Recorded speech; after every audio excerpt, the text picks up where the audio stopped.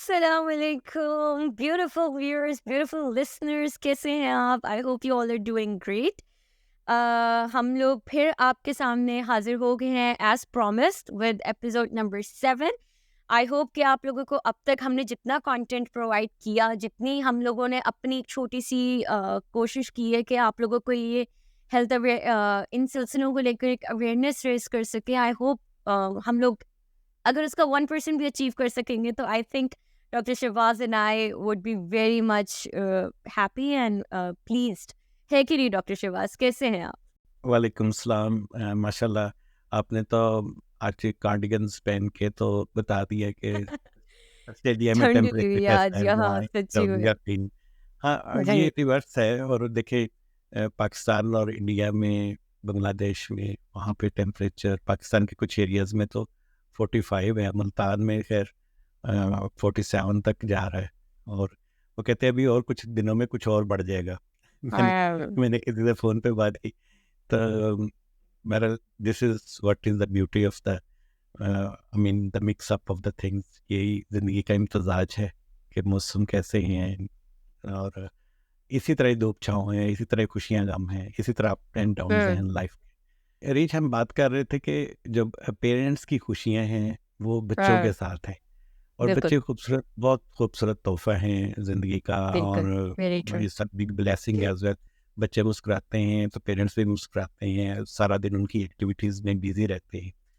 तो उनकी लर्निंग जो है, उनकी एजुकेशन जो है, उनका आगे बढ़ना, उनका मतलब लैडर ऑफ सक्सेस है, तो वो कैसे अचीव करते हैं, उसके साथ पेरेंट्स का बड़ा कंसर्न है। और हम्म। हम उर्दू में अगर कहें तो चौली दामन का साथ है।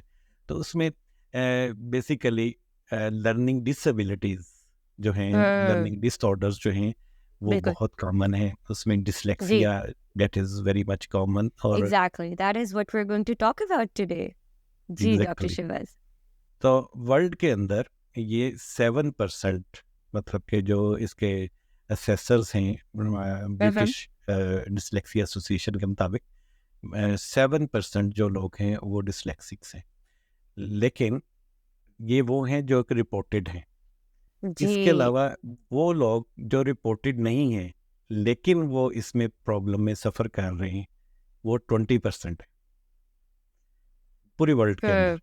तो अब उसके अंदर अब आप देखें कि पाकिस्तान में कितने लोग हैं जो, मतलब कहाँ पे उनको असेस किया जाता है, इंडिया में कहाँ पे असेस किया जाता है, कितने लोग असेसर्स हैं, कितने लोग रिपोर्ट करते हैं, कितने लोगों को ये पता चलता है कि उनका बच्चा जो है किसी ख़ास प्रॉब्लम की वजह से हाँ, वो पीछे रह रहा है। बिल्कुल। डॉक्टर हाँ, शबास, ये जैसे आपने जिक्र किया, ये एक लर्निंग डिसऑर्डर है, ठीक है? मतलब वही बात है ना जो हमने अपने पिछले एपिसोड्स में भी कुछ ब्रीफली इन लोग अपने व्यूअर्स के साथ शेयर किया था कि जो ऐसी कुछ चीज़ें होती है ना, बाज़ दफ़ा हम उसको बच्चे की आदत, बच्चे की शरारत, बच्चे की कोई उर्दू नालायकी वाला जो एक लफ्ज़ होता है कि वो ये तो नहीं एग्जैक्ट। कर सकता, ये तो पढ़ नहीं सकता, इसको क्यों नहीं आता, मार के पता नहीं पेरेंट्स अलग-अलग मेजर्स ले जाते थे, which is not the case. आपको वो जो बात होती है ना, जो आपने कहा कि डिसऑर्डर की बात होती है, ऐसा नहीं होता कि आपका बच्चा they are not intelligent, they don't have an intellect. ऐसा नहीं है कि उनका दिमाग मतलब चीज़ों को सही से प्रोसेस नहीं कर सक रहा है या ये सारा है, बट उनको बेसिकली सिर्फ रीड नहीं कर सकते या उनको वो जो स्पेलिंग इश्यूज हो जाते हैं। तो आप इसको देखते हुए बच्चे को पूरा एकेडमिकली लो ना समझे। ये इन कुछ चीज़ों में अगर आप बच्चे को सपोर्ट दे सकें, जो कि इमोशनल सपोर्ट आप लोगों की तरफ से और फिर एकेडमिक सपोर्ट जो प्रोफेशनल्स उनको प्रोवाइड कर सकते हैं, उससे आपके बच्चे like doctor Shahbaz, it was interesting to read के जो लोग डिसलेक्सिक होते हैं, there are people who are dyslexic, but उनमें कई ऐसे भी लोग होते हैं जो talented and they have extraordinary talents जो पाए जाते हैं उन लोगों में, है कि नहीं? हाँ जी, रीच, मैं इसका आपको थोड़ा सा अपने नाजरीन को सारी तफसील से बताता हूँ कि पहले तो, इज़ सबसे इट? पहले ये बात सारे अपने जो सुनने वाले हैं, देखने वाले हैं, वो ये नोट कर लें कि it is not a disease. ये बिल्कुल, प्रॉब्लम दिस इज़ नहीं, not a disease. True. It is not a disease. Okay, अब ये क्या है? ये बेसिकली एक न्यूरोबायोलॉजिकल प्रॉब्लम है हुँ, जो कि आपकी इनहेरिटेंस से 20 से 30% आने के चांसेस है. It is not only root likeliness, cause. ठीक है, it is not only root cause. ये एक्वायर्ड भी हो सकता है. बिल्कुल और इसका कोई अपेरेंट रीजन नहीं है, बिल्कुल. जी, एक्वायर्ड इस तरह हो सकता है कि अगर फ़र्ज़ किया ब्रेन इंजरी हो गई है, कोई ट्रॉमा हो, कोई स्ट्रेस फीलिंग्स में से बहुत ज़्यादा बंदा गुजर गया, तो उसमें ये आने के चांसेस हैं. और जो हमने लास्ट टाइम ये बात की थी कि ADHD, तो ADHD जो है अगर वो हो तो उसके साथ ये भी ओवरलैप कर सकता है. लेकिन ADHD और डिसलेक्सिया इंटायरली 2 डिफरेंट चीज़ें हैं. अच्छा, ये होता बट क्या एक है? चीज से दूसरी चीज एक्वायर हो सकती है, इफेक्ट हो सकता है उसका, अफेक्ट हो बिल्कुल. सकती, ओवरलैप कर सकती. हम्म. अच्छा, ये होता क्या है बेसिकली, इसमें एक बच्चा रीडिंग करते वक्त प्रोसेसिंग में टाइम लेता है. जब वो उसको पढ़ता है बच्चा, बच्ची कोई रीड करता है, तो रीड करने के साथ साथ जब उसको इंटरप्रेट करना होता है ब्रेन के साथ, तो वो वो उसमें ब्रेन के कुछ एरियाज लैक कर रहे होते हैं प्रोसेसिंग में, प्रोसेसिंग बिल्कुल, टाइम जो है वो, बिल्कुल. हम इनको अगर टेक्निकल वर्ड में बोलना चाहूँ तो इसको कहते हैं न्यूरो डाइवर्जेंट. ये न्यूरो डाइवर्जेंट होती है. न्यूरो डाइवर्जेंट का कॉन्सेप्ट क्या होता है कि इनका जो ब्रेन है, उसका स्ट्रक्चर, उसका फंक्शनिंग, उसकी केमिस्ट्री, उनकी प्रोसेसिंग, वो दूसरे आम बच्चों से मुख्तलिफ होती है. वो एक ही चीज़ को एक मुख्तलिफ अंदाज से डिफरेंटली वो देखते हैं बस. इसका और ये काम नहीं है कि वो क्या हैं, उनमें IQ लेवल कैसा है. या उनका IQ लेवल बहुत अच्छा होता है और वो इंटेलिजेंट होते हैं. और इसके साथ साथ वो अपनी सक्सेस जो है, गोल्स जो हैं उनको अचीव कर सकती हैं. जो भी उनके गोल्स हैं, मतलब डॉक्टर बनना चाहती हैं, इंजीनियर बनना चाहती हैं, no, it's like any other athletics person, में जाना एनी अदर चाहती हैं. पर्सन, बिल्कुल. जी, कोई भी उसका उसके साथ कोई IQ लेवल के साथ लिमिटेशंस आप ये ना ही समझे, नहीं. हाँ, बिल्कुल ये कोई जैसे आप बता हिंड्रेंस रहे नहीं है. हैं. कोई बिल्कुल जैसे आप बता रहे हैं, व्यूअर्स ये ना समझे कि आप लोग जो हमें सुन रहे हैं, आप लोग ये ना समझे कि भाई हमारे बच्चा बिलफर्ज अगर आपका योर किड, अगर वो इस चीज़ से आपको लग रहा है कि प्रोफेशनली वो इस चीज़ पे उसका पता चला है कि वो डिसलेक्सिक है, डजंट मीन कि अब ये आगे सक्सीड नहीं कर सकेगा. ऐसा कुछ नहीं है. जैसे डॉक्टर शहबाज ने मेंशन किया, जैसे मैंने बताया, इसको एक लर्निंग डिसऑर्डर बोल रहे हैं, बट ये डिजीज नहीं है. और ये कहीं किसी तरीके से ऐसा नहीं है कि बस ये हो गया तो बस अब आप मतलब फारिग करके अपने बच्चे को घर पे बिठा दो कि अब तो ये आगे कुछ कर नहीं पाएगा. That's nothing like that. There is nothing like that. जी डॉक्टर शहबाज. डिसलेक्सिया जो है वो बेसिकली उसको आप प्रिवेंट नहीं कर सकते, उससे अवॉइड नहीं क्योरेबल कर नहीं है, सकते. बिल्कुल उसको अवॉइड नहीं कर सकते लेकिन मैनेज कर सकते. इट मैनेजेबल है. Is quite manageable. तो उसको मैनेज कैसे करना है, और ये कर बच्चों के साथ बेसिकली कंसर्न्स क्या होते हैं. बच्चे जो हैं वो बेसिकली जब उसको रीडिंग करते हैं तो हम्म, उसको अंडरस्टैंड करते हैं, अंडरस्टैंड करके उसको फिर डाइजेस्ट करके वो जब इलेबोरेट करते हैं, एक्सप्लेन करते हैं, तो that takes bit more time. वो तो अब लव्स उनको प्रोसेस करके क्या लव्स बोलना है वो चीज हाँ जी, जी. लाइक के अगर मैं इसकी एग्जांपल दूं तो अगर इंग्लिश लेटर्स में बी है तो वो डी के साथ मिक्सअप करेंगे. पी है तो पी को क्यू के साथ मिक्सअप करेंगे. उनको प्रोनाउंसिएशन का भी इनको एक इशू रह जाता है ना, miss some time, pronunciation. Some time phonics का उसमें आता है. मैं उसके आपको थोड़ा सा एग्जांपल दूंगा कि कैसे होता है. लेकिन पी और क्यू, बी और डी, उसमें डिफरेंशिएशन करते वक्त रिटन जिस तरीके से होते हैं, बिल्कुल. एग्जैक्टली ये उनको मिक्सअप कर जाती. और मिक्सअप करते हैं तो उनको रीडिंग में भी इसी तरह चीज़ों में टाइम लगता है. अच्छा, एक और बात बड़ी खूबसूरत रीच सुनने वालों के लिए और देखने वालों के लिए कि चाइनीज़ लैंग्वेज अगर हम बात करें तो चाइनीज़ लैंग्वेज में जो वर्ड होते हैं उनके अंदर उनको आप ब्रेक नहीं कर सकते, होल सिलेबल्स होते हैं. ओके. तो हाँ, और ये मतलब कि चाइनीज़ की है. और जापानीज़ जो लैंग्वेज है learn something new every day. ठीक है. जापानीज़ लैंग्वेज है, उसके अंदर आपको लेटर्स भी मिलते हैं और सिलेबल्स भी मिलते हैं. That is a mix. और जो यूरोपियन लैंग्वेजेस हैं वो सारी की सारी जो हैं वो लेटर्स वाली हैं. अब जो जो चाइनीज़ हैं उनके अंदर ये डायग्नोज करना ये खासा मुश्किल होता है उनकी लैंग्वेज की वजह से. आल्दो के डिसलेक्सिया जो है वो लैंग्वेज डिपेंडेबल नहीं है।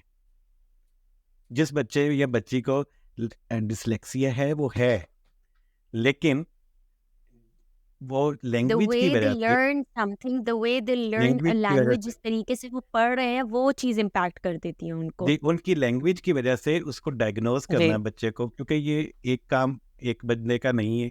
ये सबसे पहले 3 इयर्स के बाद आप इसको डायग्नोज कर सकते हैं, आफ्टर 3 इयर्स। स्कूल गोइंग में ज़्यादा ईज़ी रह जाता है ना डॉक्टर शहबाज़, क्योंकि आप ऑब्ज़र्व जी ज़्यादा कर सकते जी, वो आफ्टर 3 इयर्स जब बच्चा स्कूल में जाता है तो 3 इयर्स हैं। के बाद स्कूल वाले फाइंड आउट करते हैं, इट्स अ सीरीज कि उसको हुँ, हुँ, नोट किया जाए, ऑब्जर्व किया जाए। हुँ, हुँ, ऑब्जर्व करने के बाद पेरेंट्स के साथ डिस्कस करते हैं। तो फिर हुँ। वो पेरेंट्स, वो बच्चा, स्कूल, टीचर, ये तीनों मिलके उसके बारे में सोचते हैं। और जैसे मैंने लास्ट टाइम बताया था कि एजुकेशनल हेल्थ केयर प्लान बनाते हैं, इनके लिए इंडिविजुअलाइज्ड केयर प्लान बनते हैं कि इनको एजुकेशनल किस केयर तरीके से प्लान्स, एग्जैक्टली उस बंदे को फोकस्ड करते हुए कस्टमाइज्ड बिल्कुल। कि इस बच्चे को क्या क्योंकि क्या हेल्प मिले। जैसे आपने हम लोगों की डिस्कशन हो रही थी डॉक्टर शहबाज़, इस रिकॉर्डिंग से भी पहले हम बात कर रहे थे, आपने मुझे बताया था कि इसके 4 टाइप्स भी होते हैं, तो एजुकेशनल प्लान्स उन चीज़ों को एग्जैक्टली कैटर भी कर रहे होंगे। जी, ज़रा उस पे भी जी जी इलैबोरेट कर दें हमारे व्यूअर्स जी के लिए। जी, वो इसी तरीके से उनको जब हम बात करते हुए वो करते हैं कि भाई इनको एक्स्ट्रा टाइम चाहिए बच्चों को स्कूल हुँ, में। हुँ। इनको 25% आम तौर पे यूजुअली जो बच्चे डिसलेक्सिक्स होते हैं उनको एग्जाम्स में, असाइनमेंट्स में, प्रोजेक्ट्स में 25% एक्स्ट्रा टाइम दिया जाता है, ताकि वो दूसरे बच्चों के मुताबिक उनके इक्वलाइज अपना जो है वो ज़्यादा से ज़्यादा पोटेंशियल अचीवमेंट्स अचीव अपनी कर कर सके, सकें, बिल्कुल। पोटेंशियल अचीव कर सके। अच्छा, जो आप 4 टाइप्स जो इसकी इम्पोर्टेंट हैं, जो आमतौर पे हम उनको कैटेगराइज करते हैं, उसके में उसमें सबसे पहले जो हम जो डिसलेक्सिया की फर्स्ट टाइप है वो है फोनोलॉजिकल। फोनोलॉजिकल जो टाइप है उसमें होता क्या है? उसमें ये होता है कि जो राइम्स हैं और फोनिक्स हैं, उनको बोलने में, उनको लिखने में, समझने में उनको प्रॉब्लम आती है, और वो उसमें जो है वो स्ट्रगल करते हैं। जब उसमें स्ट्रगल करते हैं तो हम उसको फर्स्ट टाइप उसको कहते हैं कि ये एक फर्स्ट टाइप है। जो इसकी अगली और सेकंड टाइप है उसको हम कहते हैं कि अम, सरफेस। आपको थोड़ा-सा मैं आपसे ये इलैबोरेशन का इसलिए कहूँगी कि बाज़ व्यूअर्स को कुछ टर्मिनोलॉजीज़ करेक्ट कर दें। फ़ोनिक्स जो है उनका बता दीजिए कि फ़ोनिक्स क्या होते हैं? दे आर साउंड्स बेसिकली, जो बच्चे अपने अर्ली डेवलपमेंटल स्टेज पे जब वो लेटर्स वगैरह सीख रहे होते हैं, तो वो एक साउंड मेकिंग उनको एक सिखाने के लिए लेटर्स की प्रोनंसिएशन वगैरह, तो वो उनको हेल्प करती है। जी, डॉक्टर शबाज़। जैसे हम ए को जैसे बोलते हैं और एप्पल कैसे कहना है, आ बा, ये लाइक दैट हर हाँ, एक वो कंट्री बिल्कुल। के। द लेकिन वे यू इसकी, से थिंग्स, हाँ, बिल्कुल। इसकी जो हर 17 माइल्स के बाद जो है वो प्रोनाउंसिएशन और एक्सेंट जो है वो कल्चर के साथ साथ, कंट्री के साथ, ओरिजिन के हुँ, साथ वो हुँ। बदलता जाता है। वो that doesn't make a difference, लेकिन कैसे कहती है वो, आवाज़ कैसे, साउंड कैसे प्रोनाउंस करती है, बिल्कुल। तो ये फर्स्ट और वो टाइप है। हर जी, जी, जो जो सेकंड टाइप है वो सरफेस है, सरफेस डिसलेक्सिक। सरफेस डिसलेक्सिया क्या होता है कि वो ये होता है कि जो आप पढ़ रहे हैं, देख रहे हैं, वो आपको कैसे दिखता है। लाइक आप बी, एक्चुअली बी लिखा हुआ है, आप उसको जी। डी पढ़ रहे हैं। डी हाँ, लिखा हुआ है, बी पढ़ रहे हैं। पी लिखा हुआ है, तो आप उसको क्यों पढ़ रहे हैं? तो वो कन्फ्यूजन जो between the way letters are written, कि वो सरफेस अगर सिमिलर लग लुक रहे वाइज, हैं तो वो कैसे उनको पढ़ा जाए, बिल्कुल। सिमिलैरिटी लुक वाइज, जो सरफेस वाइज है, that hmm, is the second. Visually में उनको महसूस होगा, बिल्कुल। एग्जैक्टली। जो थर्ड है और मतलब कि काफी पॉपुलर है, वो है रैपिड नेमिंग डेफिसिट। हुँ, उसमें रैपिडली आप क्या चीज़ों को, लाइक नंबर्स को, लेटर्स को, कलर्स को, ऑब्जेक्ट्स को, आप क्विकली वो बात करते करते उसको मिक्सअप कर देते हैं। तो वो जो मिक्सिंग अप है, प्रोसेसिंग टाइम है जो आप करते हैं, उसको हम ये कहते हैं कि ये थर्ड नेमिंग जो है डिसऑर्डर है, हाँ। क्विकली जो आप उसको एब्जॉर्ब नहीं कर पाते। और जो चौथी टाइप है और लास्ट टाइप है वो है बेसिकली डबल डेफिसिट, ओके। जो जो रेयर होता है। डबल डेफिसिट का मतलब होता है कि जो ऊपर वाली मैंने 3 टाइप्स बताई हैं उनमें से कोई भी 2 मिक्सअप कर ले, कोई भी दो अगर किसी बंदे में दोनों problem at the time Combined. करते तो उसको डबल डेफिसिट कहते हैं। जैसे हमने तो ADHD में भी बात की थी कि 3 टाइप्स हैं, तो उनमें से एक टाइप 2 टाइप्स का कॉम्बिनेशन है, तो इसमें भी एग्जैक्ट जो हमारी 4 टाइप्स हैं, तो जो लास्ट टाइप है that can be a combination of 2 double deaf other types. Exactly. ठीक तो है। उसमें अब प्रॉब्लम ये है कि अब हमें स्कूलों में, यूनिवर्सिटीज़ में, कॉलेजेस में, जहाँ पे बच्चे जो डिसलेक्सिया के हैं, they are equally competent, they are बिल्कुल, इक्वली बिल्कुल। इंटेलिजेंट और they are equally having the potential to go head, लेकिन उनको एडजस्टेबल एनवायरनमेंट देना है, एनेबलिंग एनवायरनमेंट देना है, ताकि वो कंड्यूसिवली अपने काम को देख सकें और उसके बिल्कुल। ऊपर वो अपना ज़्यादा से ज़्यादा पोटेंशियल और अपने ज़्यादा से ज़्यादा स्किल ओरिएंटेड हो सके। तो this is what we are doing.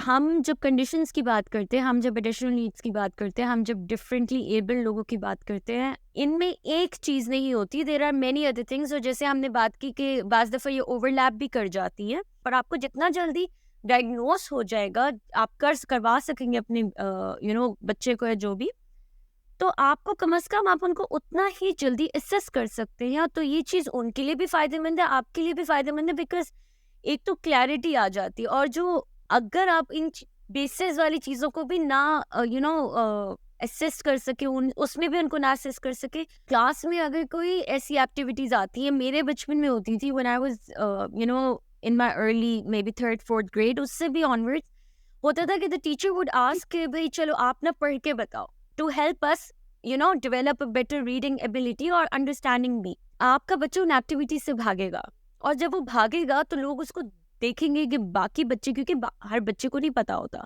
कि ये चीज़ एग्जिस्ट करती है, वो उनको ऑब्जर्व करेंगे, और फिर वो बच्चा एक अपने ही ना, कहते हैं ना, वो सेल्फ मोरल, सेल्फ एस्टीम उसकी डाउन हो जाती है कि व्हाई इज एवरीवन एल्स, हर कोई क्यों पढ़ पा रहा है, मैं क्यों नहीं पढ़ पा रहा। पता चले व्हाट्सएप पे या ईमेल पे आप हमें रीच आउट करें कि आप अरीज और डॉक्टर शहबाज, आप लोग तो हमें बताते हैं कि ऑब्जर्व करो, ऑब्जर्व करो, हम बच्चों के साथ स्कूल तो नहीं जा रहे, हमें पता है आप नहीं जा रहे, पर आपका बच्चा अगर कल को आके आपको बताता है कि जी, लाइक मामा बाबा जो भी वो आपको बता रहे हैं, अगर वो अपने बड़े बहन भाइयों को किसी को बताते हैं कि मैं पढ़ नहीं पा रहा हूँ, मैं रीड नहीं कर पा रहा हूँ, मुझसे नहीं हो रहा, सीरियसली ले, maybe talk to them, क्या ये आपके साथ कंसिस्टेंटली हो रहा है, क्या ये ऐसे आप क्या हो रहा है, अंडरस्टैंड करें उनको।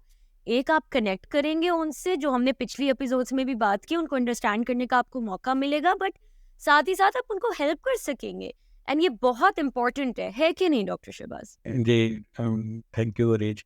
बात ये है बेसिकली कि जब आप इन बच्चों को देख रहे होते हैं, उनके मुताबिक उनको टाइम आपने देना है, एक्स्ट्रा टाइम मिलता है इन बच्चों को, और एक्स्ट्रा टाइम के साथ साथ ये बच्चों की राइटिंग बहुत पुअर होती है।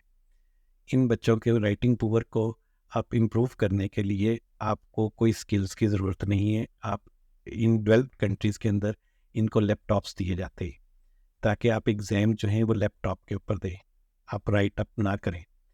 और यही मैं रिक्वेस्ट करता हूँ कि पाकिस्तान के अंदर, और जो आप बात कर रही थी रीडिंग की, बेसिकली रीडिंग में ये अच्छे हैं, रीडिंग का इनका कंसेप्ट नहीं है, लेकिन जब ये लाउडली रीडिंग करते हैं तो फिर ये प्रॉब्लम है। जब आप ये क्लास में इनको खड़े करके कहते हैं ना, जो आप बात कर रही थी कि खड़े होके आप बात करें, तो जब ये लाउडली बोलते हैं ना, तो लाउडली वो रीडिंग करते वक्त, लेकिन अगर वो साइलेंट होकर रीडिंग कर रही हैं तो हाँ दे आर जी, good in that. Within your heart obviously जी, जी।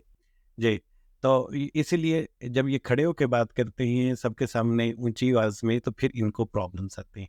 अच्छा, अब इनमें बच्चों को वो बताया जाए कि ब्रेक्स करके एक बड़ा वर्ड है, जैसे उसके अंदर कितने जो हैं सिलेबल्स हैं सिलेबस है। उनमें, जिनको हम उर्दू के अंदर अगर बताएं तो हिज्जे कितने हैं।